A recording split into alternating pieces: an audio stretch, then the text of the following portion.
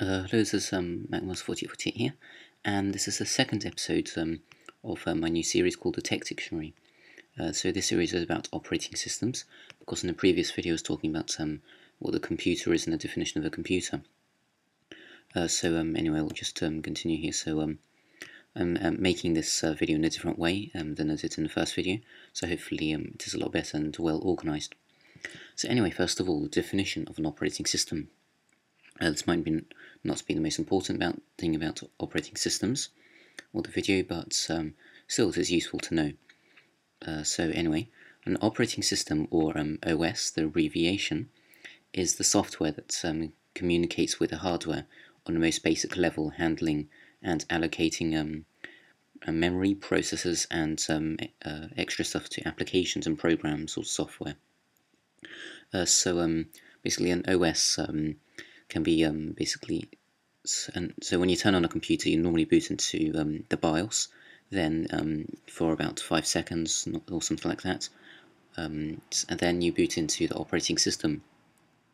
If you sometimes, for example, like a Linux installation CD actually has an operating system on it also. It's called Live CD, so it's quite interesting. All programs run an operating system, unless the program is booted into. There are some examples of this, like some partitioning programs might do this, things like Disk Warrior.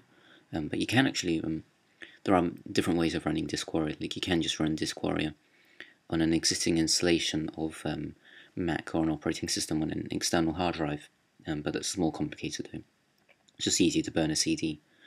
So many data recovering programs or applications or software, whatever, operating system installers and partitioners are often booted from a CD or storage device or something like that, because this gives them full read and write access to all partitions.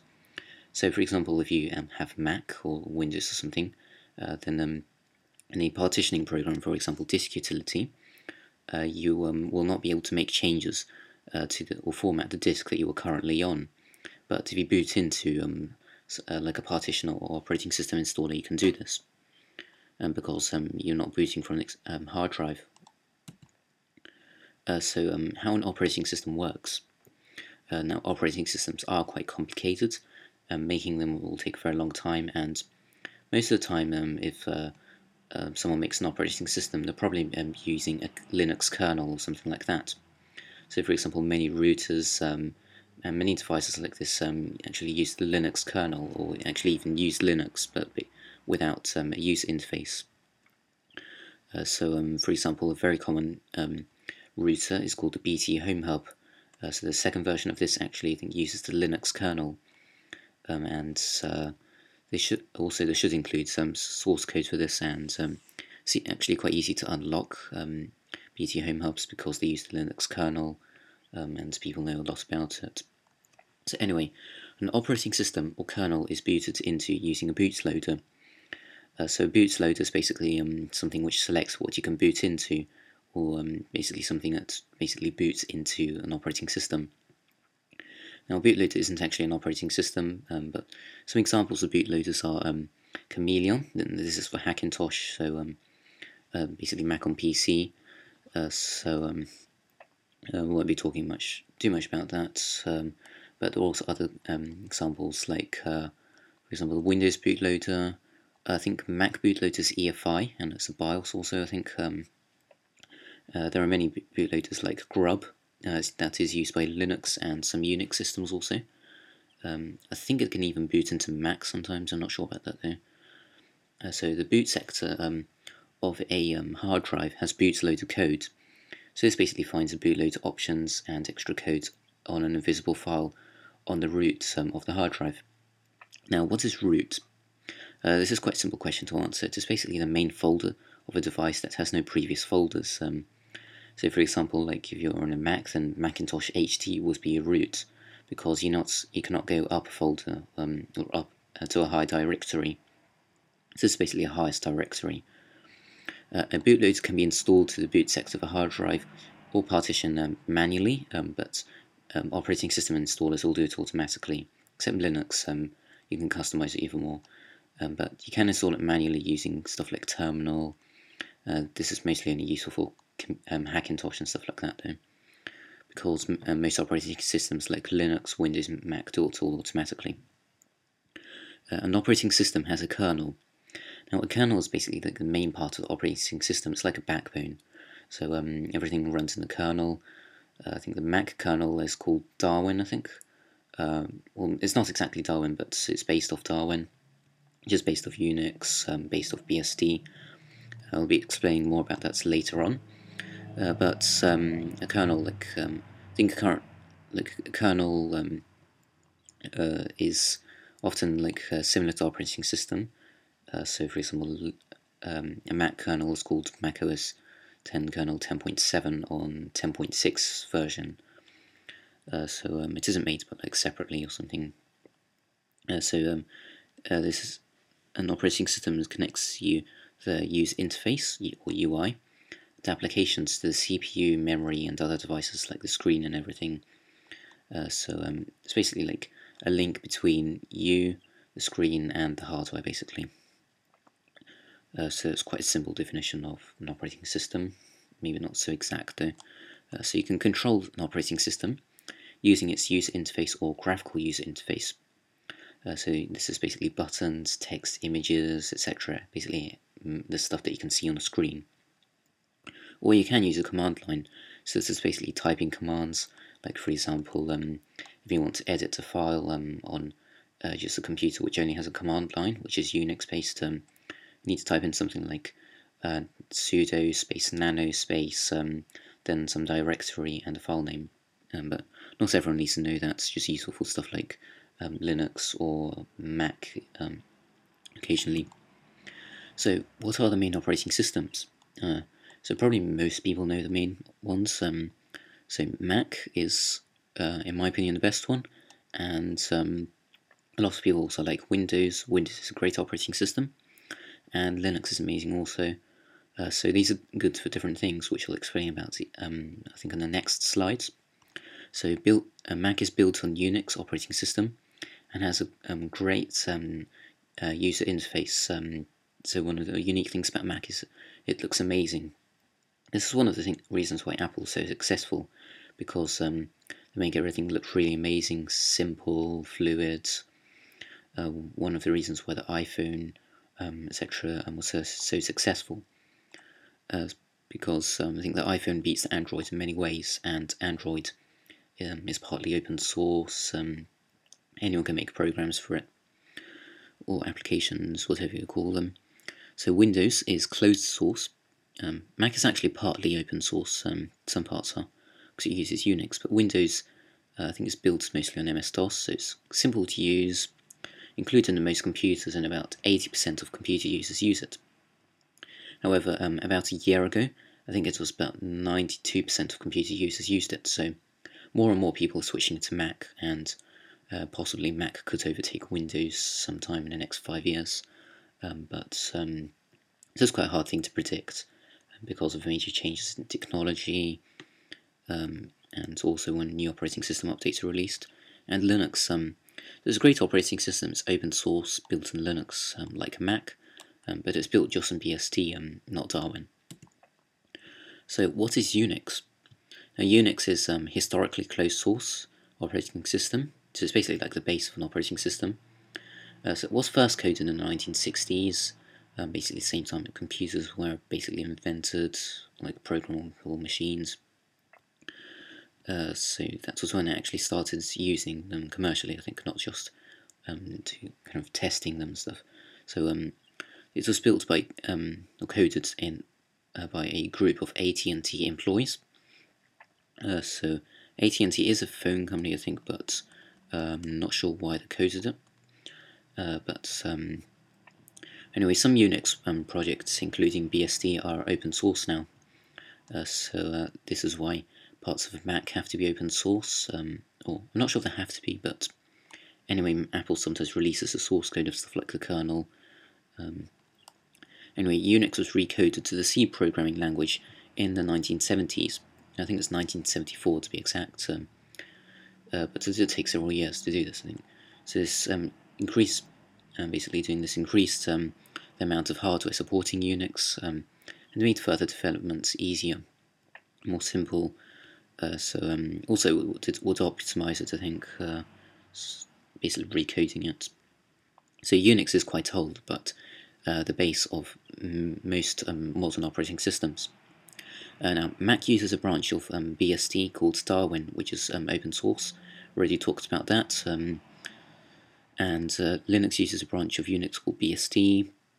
There are some other branches for Linux, but you can check on Wikipedia. I might include a link in the description. One of the great things about Unix is it is very secure, and Linux or Unix-based systems are used for most servers.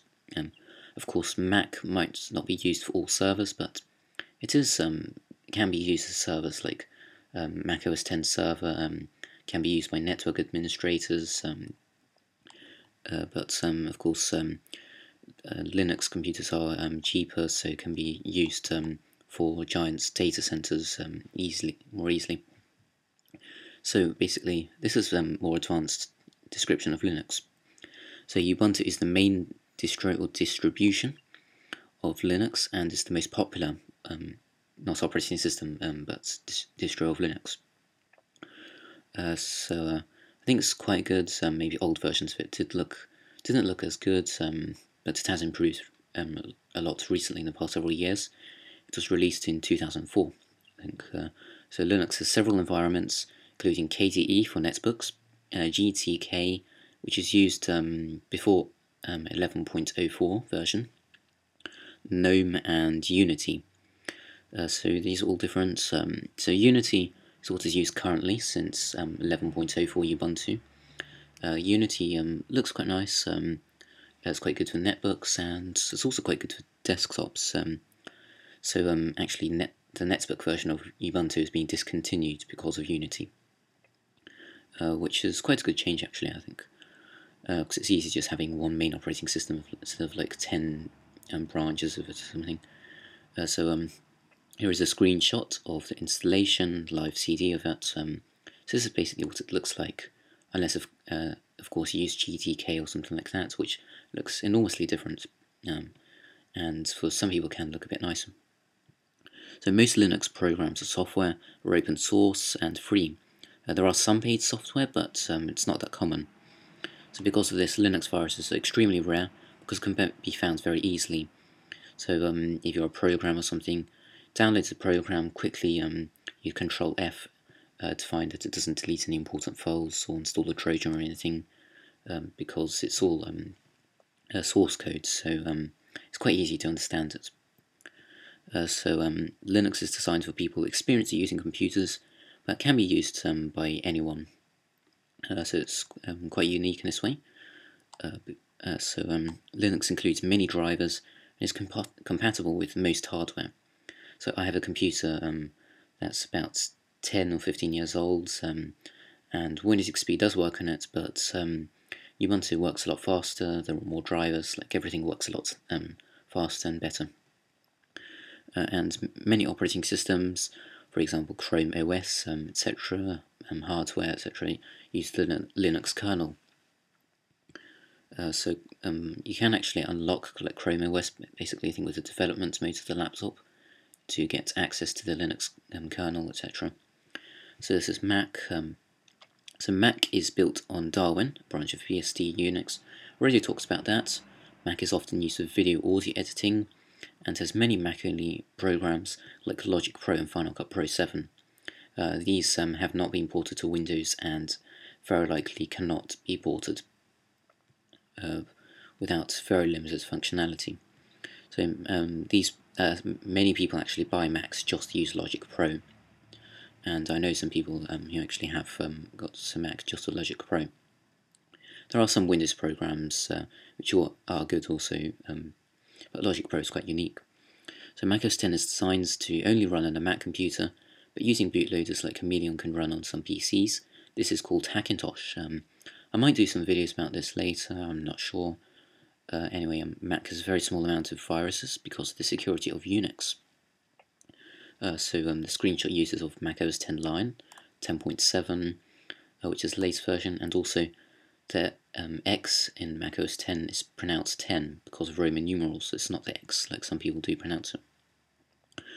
Just an interesting fact. So anyway, this is Windows.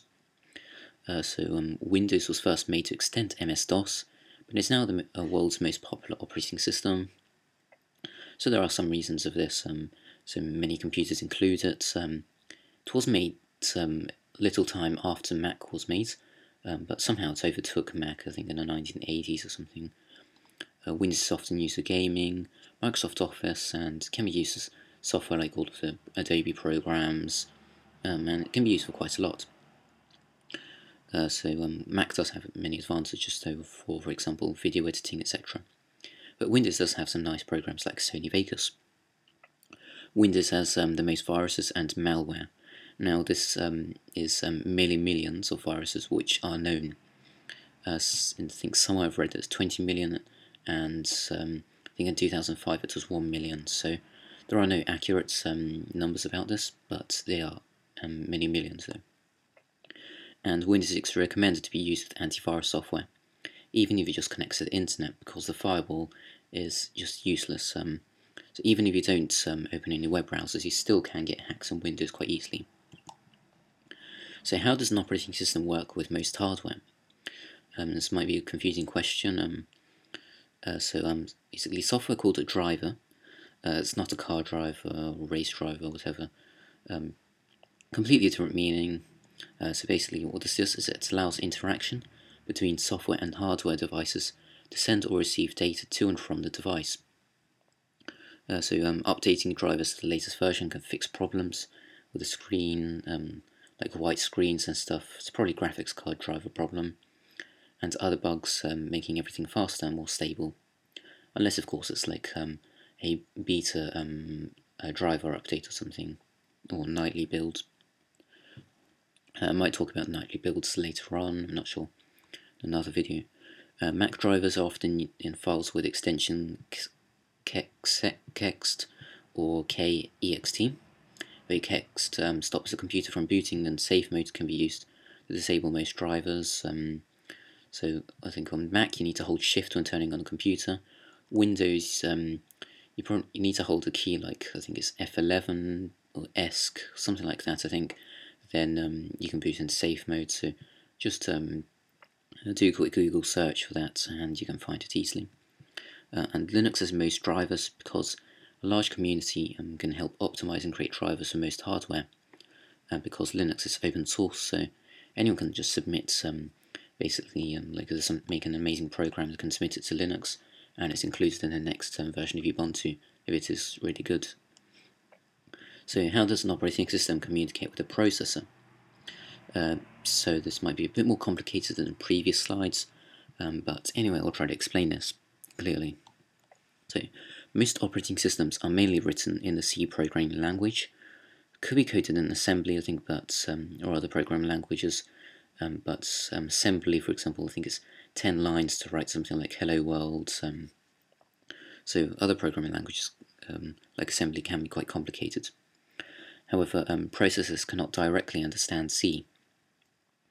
So a compiler in an operating system turns the C source code into assembly. Then the assembly converts the assembly code into machine code that is read by the processor. Machine code is different for different processors. So different processors have different machine codes, and some processors or hardware can be emulated. For example, in year 2000, sometime around then, I think it's 2003 or 4, Apple switched to Intel processors from the previous PPC or PowerPC processors, which are used in many devices like PlayStation 3 and also other computers. It isn't very well supported anymore. Apple created an emulator called Rosetta. So basically this emulates software compiled for the PowerPC processors, but runs it on Intel processors. So this is a Mac-only program.